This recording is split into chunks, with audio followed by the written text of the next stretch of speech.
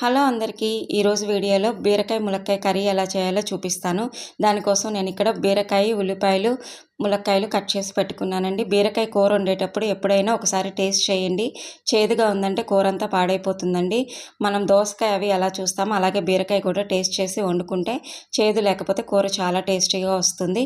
చేదు ఉంటే మాత్రం ఆ కూర చేయొద్దండి. ఇప్పుడు ఇక్కడ మూకుడు పెట్టుకొని కొంచెం ఆయిల్ వేసుకొని తాలింపు గింజలు, కట్ చేసుకున్న ఉల్లిపాయ ముక్కలు వేసుకొని కొంచెం ఫ్రై అయిన తర్వాత పసుపు వేసుకొని కరివేపాకు వేసానండి.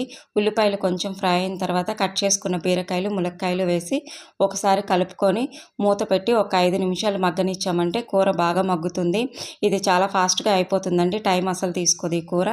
ఇప్పుడు కొంచెం మగ్గిన తర్వాత సరిపడినంత ఉప్పు, కారం, కొంచెం ధనియాల పొడి వేస్తున్నానండి.